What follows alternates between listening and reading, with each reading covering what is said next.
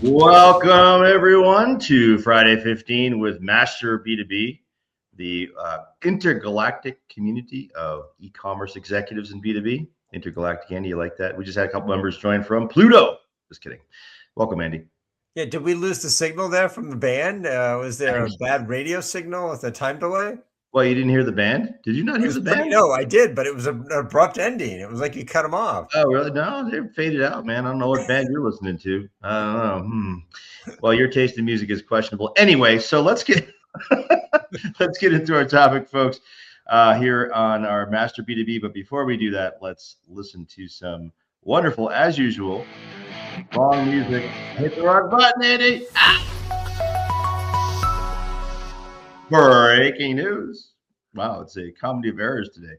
Andy, couple interesting stories I saw in the last couple of days. One, Ferguson completes 5 acquisitions as Q2 sales rise almost 5%.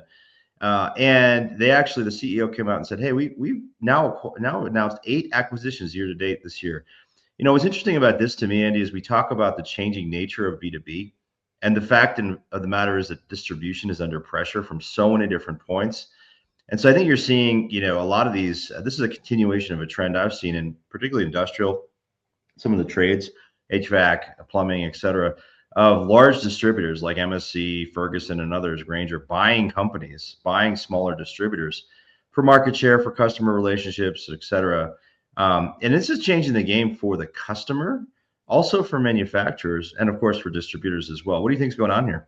Yeah, well, interesting enough, HVAC is really hot right now because in addition to what you just described there with Ferguson, which is a typical kind of B2B distributor, our good friends at Home Depot who bought SRS, right, who bought Mingledorff's, right, just bought another company. I had to look it up. Oh, really? A regional HVAC company. So remember, we talked about this before about how Home Depot is moving into this B2B space. So not only are the B2B companies expanding, geographically and otherwise in particular verticals, and HVAC seems like it's a hot one right now, but you got the B2C companies, which are now basically B2B companies, or actually by revenue really are. So Home Depot is over 50% B2B, buying 3 companies in the last 6 or 7 years in the HVAC space, which I think they've defined as having $100 billion TAM. So I think we know why there's so much activity right now. Well, it's interesting too. I mean, there's so many points of pressure, and maybe we'll do a Friday 15 just on this for mid-market distribution. But you've got manufacturers in some cases going direct. You've got the big, big guys getting bigger, and then you've got Amazon Business coming into their business. So it's called a squeeze play, right? Yeah, maybe we should do a Friday 15 just on that. But it's a trend that I've been watching for a while, and we'll continue to watch that. The other piece of breaking news I wanted to share is that I don't know if you saw this, Andy. This was on an eMarketer a couple of days ago. Consumer preferences for AI tools continue to diversify, shrinking ChatGPT's lead. Despite their first mover advantage, the tides are changing on consumers' preferred AI tools. There was a survey done by YouGov found that over the last 6-7 months or so, Gemini has grown in popularity by almost 7%. Copilot gained 3%, and ChatGPT fell almost 6%. So I think we're seeing the changing nature of this. I personally still use ChatGPT for a lot of things, but I know you've got Claude, you've got a lot of different competitors in the market here. What's your take? Well, 2 quick points. One, I don't think you even know this, but I posted something last week comparing ChatGPT to Netscape. Yeah. And just illustrating kind of the parallels. 50,000 views on LinkedIn. So apparently other people tend to agree with this. And to your point, what's the big parallel? The big parallel is that they both focus on consumer. Neither one of them figured out a pricing model, and they had first mover advantage. ChatGPT is starting to feel a little bit like having a Yahoo email address. Oh, it's not that bad. You still have a Yahoo email address. People are like, are you still using Yahoo? And it feels, I still use ChatGPT, but it feels a bit like, the cool one is Claude. I guess. Gemini, gets the work done, but ChatGPT feels like that has been already, which is incredibly ridiculous. But, it's like, they go like this. ChatGPT will come out with a new model. It'll probably be better than the others, and maybe they'll bring it back. But there are some fundamental problems with ChatGPT's model, I think, financially, which is another discussion for another day. But yeah, that's another Friday 15. Eerie how similar it is to Netscape. Well, it's the change in this doesn't surprise me. What surprises me that you got 50,000 views on a social post. This is number 2. I had one a couple of years ago when I talked about Oracle's e-commerce space. But yeah, I just came up with the idea. That's a great idea. A LinkedIn profile or a LinkedIn post, and off it went. Yeah, I'm just busting your chops, man. This is all good. There's a hint of jealousy. I can hear it. Oh, shut up. All right, let's do our announcements. Let's move off of this debate. So, folks, want to remind everyone before we get into our topic today that we have our forum available for practitioners. This is free for practitioners. We just had a couple of really fantastic people join just today, Andy. I don't know if you saw, but every day we're adding people to the forum. Conversations are happening there. It is no cost. It is practitioner only. Go to our website, masterb2b.com, apply to join the forum. And if you're a practitioner in a manufacturer, distributor, brand, we'll let you join us. So check that out. And so we want to get into our topic today. Andy, Punchout. What the heck? What is Punchout? We'll define it in a second. Is Punchout outdated technology or a hidden growth lever in B2B? And we have a great guest joining us today who's gonna answer that question for us. But before we get into that, we want to actually define what the heck this is. And this is a preview of what we're going to be sharing at our B2B exchange at Shop Talk, which is just about a month and a half out at the end of September into early October. It's the only event of its kind for digital leaders seeking to capitalize on the convergence of B2B and B2C. It's going to be in Nashville, September 28th through October 1st. You can find out more information on our website, masterb2b.com, or go to the Shop Talk Fall website to find out more. But what we're talking about today, Andy, is one of the sessions we're going to hold on the B2B stage at Shop Talk B2B Exchange. And it's all about this concept that many consumer companies have never heard of, and B2B companies also need to understand. So what the heck is it? What is Punchout? Is it getting hit in the head in a boxing match? The answer is no. Let me define it for everyone who's listening. Punchout is a B2B procurement ordering method that lets a buyer access a supplier's online catalog directly from within the buyer's procurement system. Essentially, the buyer, quote unquote, punches out from a system such as SAP, Ariba, Coupa, Oracle, whatever that traditional system is, into the supplier's e-commerce site. And they shop basically using their negotiated pricing assortment. Then the cart gets sent back to the procurement system for approval and purchase order creation. So it's kind of an interesting way for companies to leverage both the e-commerce websites and their traditional procurement systems. And 30% of B2B companies are doing business through e-procurement using either these Punchout catalogs or hosted catalogs, which are related. That's some data from TradeCentric and Digital Commerce 360. So what this we talk about whether this is dated or not. Well, if it's dated, it had to have started somewhere. Well, Punchout started in the age of the Phantom Menace, Pokemon, and bad women's hairstyles. For those of you who can see my screen here, I have Pokemon and bad women's hairstyles. You had that poster on your bedroom door, didn't you? Yeah, I still have Pokemon on my wall. Yeah, I thought you did. That's right. Punchout entered B2B procurement 27 years ago, 1999. Microsoft and Ariba announced their collaboration around CXML in May 1999, and they described it as an emerging B2B e-commerce standard. They developed it with more than 40 companies. So this has been around for a while, Andy, this Punchout stuff. And the question though is, is this just in fact old technology? In other words, is this something that just needs to be retired, is going to go away in the age of agentic commerce and all these things, or is it a growth lever? The companies need to in B2B, we still have a lot of legacy process here, guys, and B2B is slow to change. And in fact, this could very well be a growth lever. And I think we're going to find out a little more. And so to answer these questions, we're bringing on a industry elite, Kevin Kazenmayer. Kevin is Vice President of Business and Strategy and Development at a company called TradeCentric. Introduce what the heck, Kevin, TradeCentric is and what you do there. Hey, so first off, thanks for having me. And wow, it was really nice to date myself as well because I was one of those 40 companies that started with Punchout Okay. back in 1999. So now I feel old. Uh, so TradeCentric, we're a B2B integration platform, and we help connect suppliers to buyers who want to buy in a procurement system, and we help connect them through technology like Punchout Yep. and also purchase order automation and invoice automation. And one other fun fact, just I loved your graphic on the punching out. We spent many years trying to unseat Mike Tyson's Punch Out as the #1 search result when you search. I'm sure you did. Oh my goodness, that's funny. Did you win? Are you there? We are. Hey, All right, good. check it out. Sure. Okay. And Well, we're working on those AI engines now too. yeah, yeah. Well, Kevin, I started in e-commerce in 1998 or so. So don't feel old, man. That makes me old too. We're just seasoned, So, Kevin, what the heck? Why is Punch Out even needed? I mean, why do we need to add all this additional tech? It's something that sounds very simple here. Yeah, it's a great question, and it's something that I've battled over the years as well. Because is it data tech or is it a growth lever?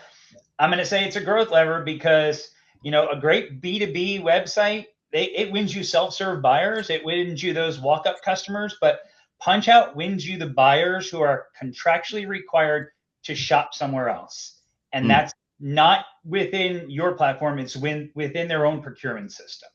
And if you're not there, you're basically structurally excluded. So it has nothing to do with how competitive you are or your offering. It has to do with if you show up and you're on their page and you make it easy to buy from. That's why Punchout is key here, right? And if you think about it, you have enterprise buyers that are on platforms like Coupa, SAP Ariba, Jagger, and they can't buy outside this system. And if they buy outside the system, they're buying on an expense card that has an entirely new process that they have to go through just to get it reimbursed, right? So there's friction around this, and there's friction in buying and shopping and sending a purchase order, and they could be violating policy and not even know it. So they have to stay in this system. So for our audience here, Kevin, who does this apply to? I mean, this is mostly mid-sized, bigger companies, governments. I mean, who is buying this way? So if you look at the Fortune 100, latest was like 98 out of the 100 Fortune 100s have a procurement system deployed across their organization. But in general, it applies everywhere, right? I mean, we've seen companies even, I'll bring it down, car washes are utilizing a procurement platform because we have several customers that are selling into car wash dealerships, right? So there are many different shapes and forms that these buyers could be buying from, but they are government, they are higher ed, it's life sciences, it's anybody that basically their company wants to manage and get control of their spend and do it in a way that is compliant within their organization. So Kevin, why is it that the procurement systems haven't added this punch out capability themselves? The Coupas, the SAPs, even the Aribas. Why is it that there's still this need for the technology that you offer? So that's a really good question, and basically these platforms they've been trying for many years to build their own internal solutions, right? They've even leveraged APIs. They have hosted catalogs. They've been trying to create an experience for their customers, but unfortunately, many B2B supply organizations, they don't move quickly, and they need custom builds or enhancements to support all these APIs. And even the buyers we speak to, they want to shop on the supplier site because of all the enhanced features it gives them, right? And that's the one thing that a lot of the procurement platforms haven't been able to get a handle on is, well, what's my experience look like for a supplier that sells me office products, MRO, custom computer supplies, right? I have to go configure a new laptop for my organization. I can't do that all within my system. I'd rather do it on the supplier site that has the expertise. And if you look at how those tech stacks are set up, when it's someone like us that works with them, we don't require changes to the tech stack to connect Punchout and their commerce experience, right? And that's why it becomes easier to leverage a Punchout versus building those custom APIs. Interesting. So Kevin, it's all kind of begs the question. I spent a lot of time looking at and working with Amazon Business. In fact, I was just talking to them this week about some of the things they're doing, particularly on planned spend, managed spend. This is bulk buys, recurring, restock programs, and this is the heart of what this is designed to do. And Amazon is after that. I mean, they publicly said it. They stated they have conferences around it now called Reshape. Andy and I were there last year. Where they're bringing suppliers together. And so is Amazon Business a threat to this whole ecosystem? So, I mean, I think what people don't really know is that Amazon, first off, supports Punchout and the entire B2B integration at scale, right?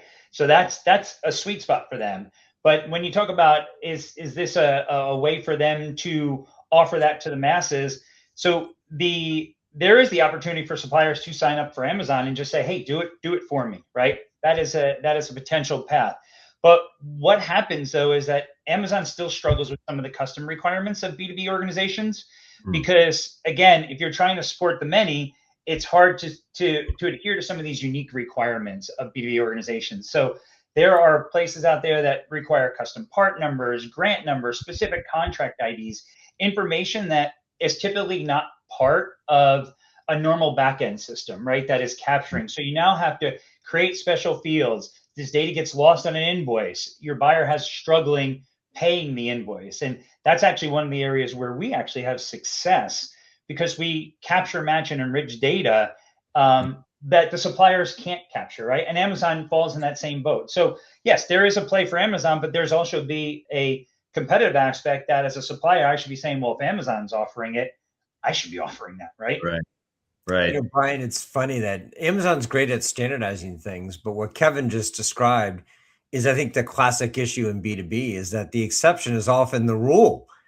And so, Amazon may not be able to offer those exceptions. And if your business day consists of a bunch of exceptions and this stuff could kill people, right, or cost you millions of dollars, it feels like what Kevin's talking about here is that the Punchout offering actually is still very much a necessity, because there's so many, customized versions of these things floating around. Yeah, that's interesting. So Kevin, we hear a lot about AI. So is agentic ordering, AI ordering, is it going to just make all this irrelevant, put it in its Pokemon place? Yeah, so good question. And basically, we see it as just the next version, right? So there's a lot of different ways that an order could originate and shopping could start. And we just think it's another variation of shopping, right? Back in the day, it started off with hosted catalogs. It then became Punchout. And then at that point, everybody wanted to go 10 different ways on how shopping would occur, right? Even Google Glasses was going to be a way to shop, right? So basically what we see is the agentic commerce is just another phase. And we actually see ourselves playing a role in that, as being that middle layer to provide the governance, the authentication, and that transaction piece to connect the buyers and suppliers. Interesting.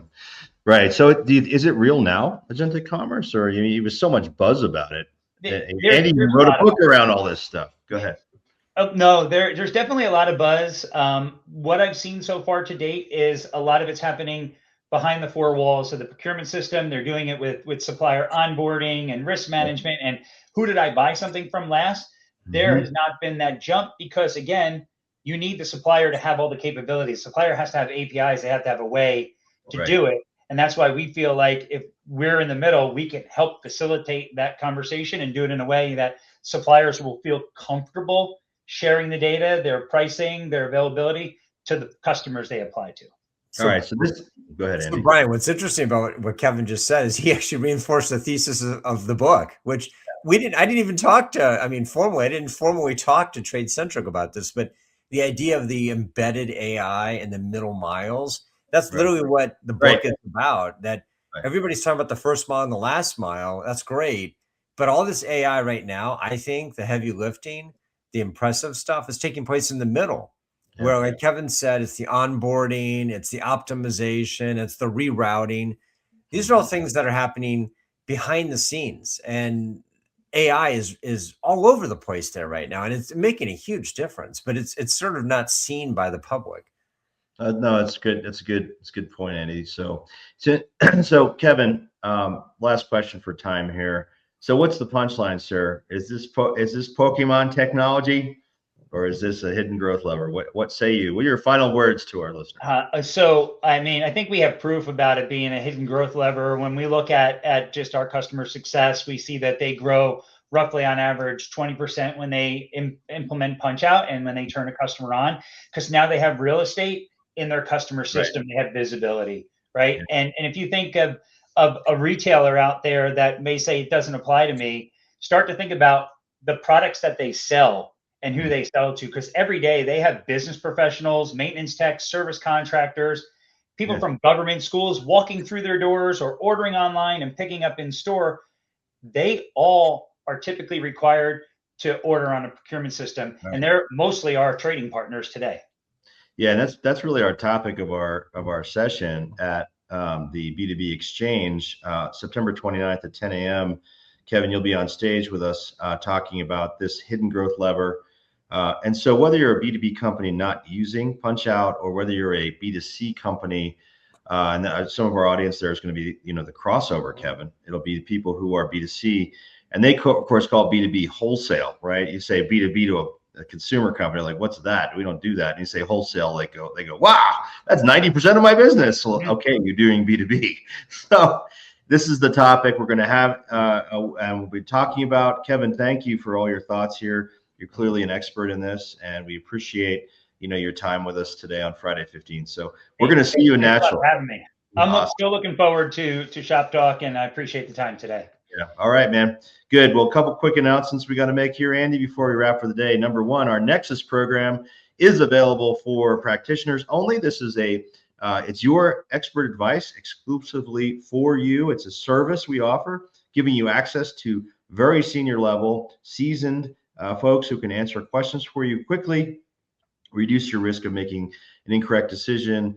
And we are also now making consulting available through Nexus, individual consultants, as well as interim executives and things of that nature. So it's a wonderful service. Go to our website, masterb2b.com, click on Nexus and check that out.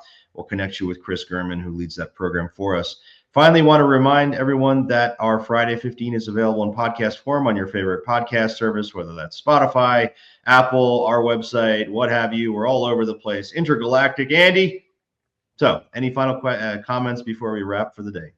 Yeah, I think what I take away from what Kevin said is there's always these questions about, is agentic and is AI going to disintermediate all this stuff and eliminate the need for SaaS, any kind of customization, etc. And I think the part that gets left out of that conversation is the hardest thing to change is a person's behavior.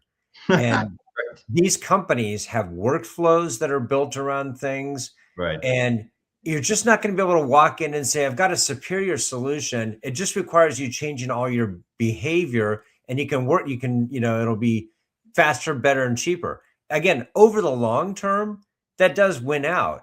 But in the short term, these guys have procurement systems that are there for reasons to control spending and manage, purchasing. And Punchout fits in perfectly with that. Until AI is doing it all, Andy, in the age of AI, right? So 20 years from now, we'll see what this looks like. We're still doing this. Anyway, folks, thanks for joining us on another episode of Friday 15. We'll see you next time. Thanks for being a part of our community.